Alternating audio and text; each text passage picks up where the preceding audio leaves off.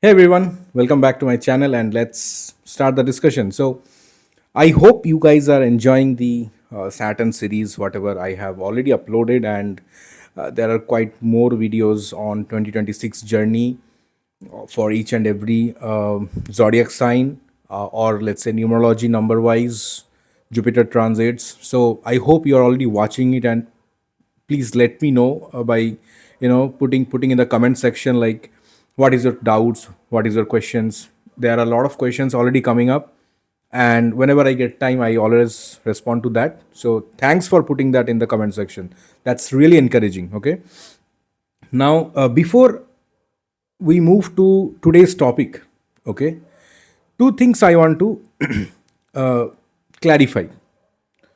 And before I start that, I really wanted to tell you guys that it is totally based on my experience, and also it has been referenced from the classical texts. Okay, I'm not gonna tell anything which has I invented or something, but it's like after seeing so many charts for so many years, studying and all these things into this particular Vedic astrology, I have observed that people have two doubts, very critical doubts.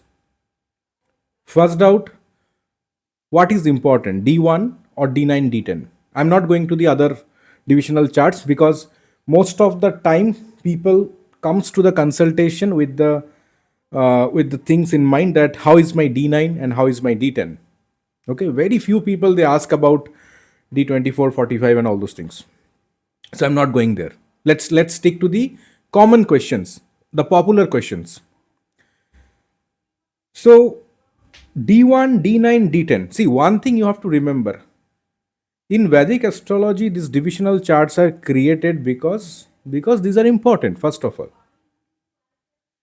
But one thing you have to remember, that something is really good in D1 and something is really bad in D9 or D10. That doesn't mean that that particular planet is very weak and cannot give you success in your life. Small example I'll give you. You definitely will be connect with the real situations. You will have your friends or colleagues.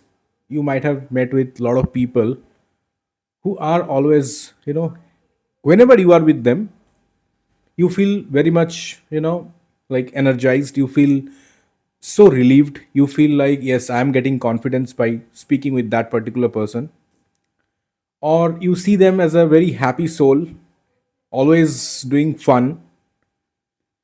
But once we do some research on that person, if it is possible, definitely, you might find that, or you might encounter that that person has a lot of grief in his life, lot of sorrow, lot of obstacles he might have faced, lot of he might have gone through some betrayals. Maybe that person's loved ones has cheated on them, right? But still they're smiling in front of the universe. Now you tell me what is why they are smiling in front of the universe, and what divisional chart is giving that strength. What I understood from studying so many charts and people's mind, that everybody will tell his D9 is very strong, his D10 is very strong. That's not the case. It's actually reversed. His D1 is very strong. That's the main, a very thin line of difference. I'll tell. D1 means how you see me, how I have been, represented, or how I have been, presented in front of the society, in front of the friends, in front of the every living being in this world. That's D1. I am smiling in front of you. I am giving you all this, whatever knowledge I know, I'm sharing with you. That is D1. But you don't know what's going in my mind. You don't know what is my sole purpose. You don't know that why I am doing it. What is the intention behind it, right? You actually don't know. You cannot figure it out. So that thing, whether I am a happy person or I am a sad person, in reality you cannot figure it out until unless you do a deep research on me. So I'm just giving an example of mine. So there are a lot of people around you. You cannot even imagine that how much they are going through, but still they have a smiling face in front of you. That is the strength of D1, not D9 or D10. That is that one thing you have to understand. What we see in front of us, that is D1. What we don't see, that is D9, D10 and all. Those are hidden things. We have to cultivate, then only it will come out. You have to do research on that person, then only you will get to know about that person more, a better way. Once you connect with me, you will get to know more about me. So that's the same concept in the charts as well. Just because I am smiling or I'm happy in front of you guys, that doesn't mean that I'm really happy person. So that is the strength of my D1, that I show happiness in front of a lot of people so that they can get happiness, they can get motivated, they can get energized just by listening my words or whatever it is. So that's the beauty of D1. You cannot ignore that. So so D9, D10, these are really important, but these are for different things. These are not, D9 and D10 is not going to decide what you're going to have in this life. That is D1. D9, D10 can tell you, okay, fine, this is where the hidden obstacles are written. Either I should avoid based on my judgment, or I should fight for it and get all those things whichever is far from me, or what kind of path I should choose. So that's it. But the world see you as a D1. That is why it is your Lagna chart. And that is one more thing I wanted to tell you. What is my understanding, that in D9, D10 or any divisional chart, the aspects doesn't work. The aspects doesn't work much. I don't think so it is really working or not. So the aspect concept is already in D1. The drishti concept is in D1. So that's why you should definitely give much more focus in D1. And once you are very clear about your D1, then you go and do some divisional chart assessment, analysis, research on D9, D10, and in whichever divisional charts you want to do. Okay, that is one thing. Now, second doubt, what I have seen people are coming up with always, at least to me, that what is important?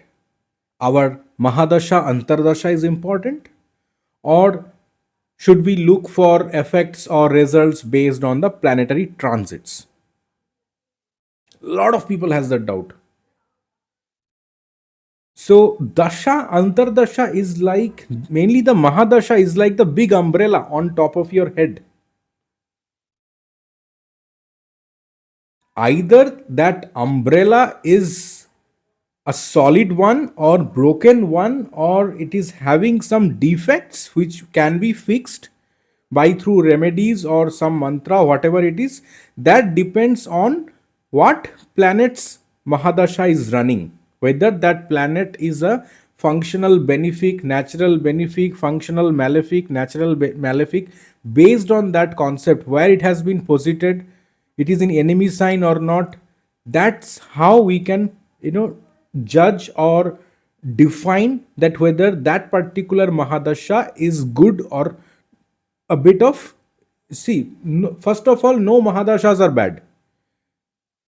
We just need to decode it in a proper way, that okay, if it is a little bit strugglesome Mahadasha, we need to alter our path, we need to change our approach a bit so that it will become less obstacles, it will become less strugglesome, so that we can make our path little bit smooth. You cannot, or any astrologers or any occultist cannot claim that they can remove all the obstacles from your path. That is impossible. First of all, there is no concept at all of eliminating doshas. You go do puja, whatever it is, still you will feel, okay, I'm still having some problems. Because God has given you, the universe has given you that particular planetary position just to understand that particular area of your life. Once you understand that area, you will stop doing all these negative things related to that particular house. That is the most important thing. And what we do, we always think, okay, we'll do that remedy, those remedies, and that's not remedy works. But if you are obsessed with remedies, then it will never work. So that is one more thing. Don't get obsessed with remedies. That let's wear this gemstone, fancy gemstones. There are a lot of fancy gemstones nowadays. Let's wear it. Let's do some mantra, beej mantra. Okay, I'll start beej mantra from tomorrow. I'll start Shani beej mantra from this Saturday. I'll do a fasting on this particular Amavasya, Ekadashi, because someone is doing it. It's not how it works. If Saturn is already in a strongest position, and if you are doing more remedies of Saturn, Saturn will make sure that you suffer, because you are inviting exams in your life. Okay, so these are the concepts you need to understand. So let's going back to the Dasha, Antardasha and transit. Dasha, Antardasha is the most important thing. I mean, that's one thing I really wanted to tell you guys. Dasha, Antardasha is the most important thing. Transits definitely is going to affect you, but it is going to affect you not the way Dasha is affecting you. Let's say if Mercury is getting debilitated or retrograde in the transit, and if you have a transit Mercury in your chart, then it might get correlate with your birth chart or D1 chart. But if you have a strong Mercury, exalted Mercury, and now Mercury is retrograde, what you can do? Automatically, you will get, your mind will be cautious. So it is not going to impact. And first of all, there is no ascendant wise, effects, or moon sign wise effects. It's a it's a generic one, first of all. So how it is gonna impact you? That mostly it is gonna impact you based on your Mahadasha and Antardasha. If you are running under, let's say right now, Saturn is in Pisces and you are running under Saturn Mahadasha. Example, I'm telling. You are running under Saturn Mahadasha. And let's say you are running under Mars Antardasha. So Saturn plus Mars. Okay. And right now Saturn is where? It is in Pisces. And where is Mars? Currently it is in Capricorn. How are you going to decode that? You're going to think, oh, Mars is in Capricorn, it is in exalted state, fantastic career opportunity. No. You might lose your reputation in your workplace also, because Mars is exalted and you are running under Saturn plus Mars. Why? Because you are checking? You are checking Mars is exalted. But is exalted Mars is good for you? That you need to understand. Is Mars is your Lagna lord? Is Mars your karma lord? So that you need to understand. How? D1 chart. So if you are an Aries ascendant, if you are a, let's say, Scorpio ascendant, if you are a, let's say, fifth house means Leo ascendant or Sagittarius. So that time we can see, yeah, Mars is actually good for you. And this exaltation in the Capricorn sign can give me some benefic results. But this is for Mars. Now you should check your Saturn's position also. If your Saturn is already in your 12th house, let's say in Pisces, in 12th house, what you can expect? 12th house is it's all about your medical expenses. 12th house is all about relocation. 12th house is all about foreign objects, foreign entity, foreign people, foreign, any kind of foreign connections, medical expenses. So you need to observe all these things. You need to understand where is your planet. Is it good, not so good, giving obstacles? Then you check what is the Antardasha. That planet is how the relationship between these two planets, whether it is good or bad, whether it is friendly or enemy or neutral, those things matters. There are a lot of transit. You might have gone through the lot of videos. Even I don't know whether I have uploaded any video or not, that, oh, this guy is telling so many things because of this Mercury transit, but nothing is happening in my life. Because it may not impact you in that way, but it might be impacting in some other's life. Okay, because not everyone's chart is not same. So that is the main thing you need to understand before blindly following any kind of transit discussion. Even in my channel also, what you need to understand that, okay, uh, if Mercury is getting retrograde, I need to understand where my Mercury is in my D1, in my Lagna chart. It is good position, own sign, Multrikon sign, enemy sign, debilitation, exaltation, and how the Mercury qualities are getting reflected within me, because that is the one thing you need to understand. Once you understand that, automatically you will easily connect that, okay, Mercury transits, how it is going to be for you. Okay, so that's one thing. Now a lot of people are saying Mars is in the 10th house in the Kalpurush Kundli in the Capricorn, so a lot of people will get success. Is it really happening right now? A lot of layoffs are happening in the private sector. So think about it. So it's not like Mars is coming in the 10th house and Sun is already there. A lot of fiery energy in the natural 10th house. So a lot of people will get the opportunities there. Strength will come out. No, it has to burn you first. You might lose your few career opportunities because Sun and Mars sitting together. Too much of fiery element. Too much of fiery element. So too much light is not good for your eyes. Same concept. Too much fire things in one house, it's not good. It is going to destroy that particular house for some people. And always remember one thing. I don't know whether you have seen it in any other books or any other classical text, that always remember one thing, that if the transit is happening, let's say in the Pisces zodiac sign or in Aquarius, and in your chart, in your Lagna chart, Aquarius might be your second house, right? Let's say you are Capricorn ascendant born person, so your Aquarius is your second house, and in the Aquarius Rahu is placed. How you gonna consider all these transits? Most of the time you will see that, okay, you'll search in YouTube or any Google channel that the effect of Rahu in the second house. But one thing you have to remember, in the Kalpurush Kundli, that particular second house of your chart is the 11th house, right? Rahu is in the Aquarius, which is the natural 11th house. So you need to understand how Rahu behave in the 11th house in Aquarius. Then you need to connect how it is impacting your second house.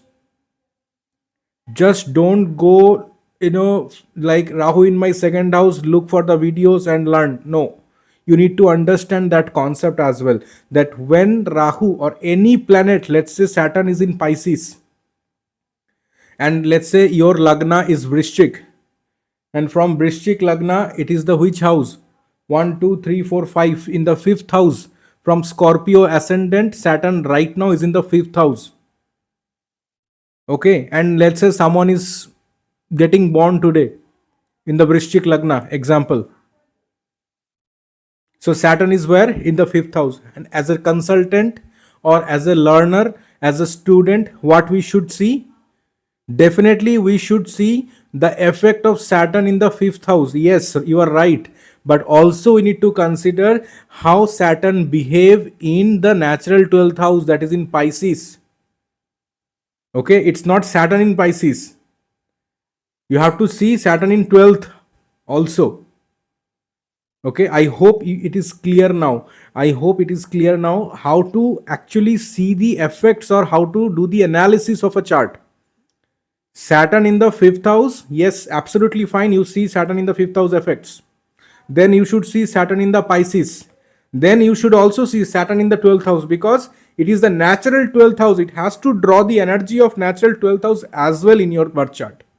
Okay, I hope this is little bit clear for you. If not, if you have any doubts on that particular concept, just drop a comment. Okay, I will respond to that whenever I get time. Or in case if you really want to know more about it, my number is given into the channel description, so you can connect with me. So, and we can discuss about it. Okay, so that's one thing, and I really love to do those kind of discussions. So so this is, I think it's a little bit clear for you. Okay, so whenever you are seeing your own chart, or if you are giving a consultation to your friends, family members, or whoever, you consider all these points. These are basic points. Being a consultant, you should consider all this, you know, checklist kind of thing.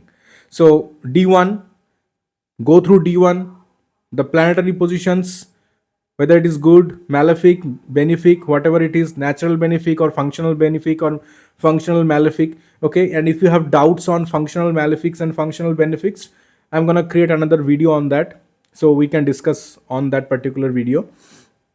So, but you can Google it. Okay, for timing, you can Google it, as I mean, till I upload the same thing. And there are a lot of good videos are already available in YouTube, so make use of it. So make sure you are learning from any channel. See, all that these channels are mainly created for learning purpose. Okay, so make use of it. Make use of those, all these experts videos, whatever they are sharing.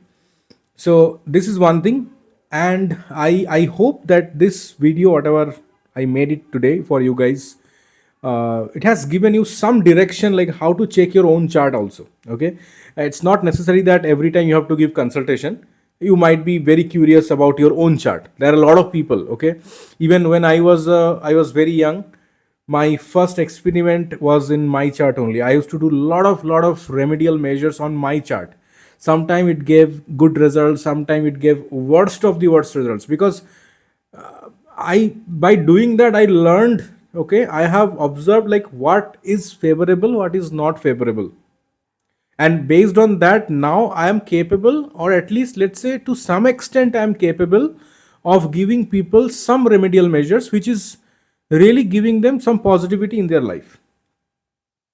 Okay, so it is all by, learning through experience. You just cannot learn by watching one YouTube video or 10 YouTube videos. It has to go through, it has to it's a big circle. Okay, so you have to start from somewhere. So learn about this subject. It is the one of the most unique and beautiful subject in this world. That's what I feel. So that's why I'm here with you guys to make you learn about it. So go through these videos, or whichever way you feel. Okay, and I believe today's discussion has given you something, some light on how to decode the few things in your birth chart. Okay, so thanks everyone, thanks for staying with me, and stay tuned for the February transit videos. Okay, and that will be completely a generic video. I'm not gonna make any transit video for specific ascendant, at least for February series, because there are a lot of transits gonna happen, powerful transit. So stay tuned with my channel. I'm gonna upload the February transit video soon. Thank you.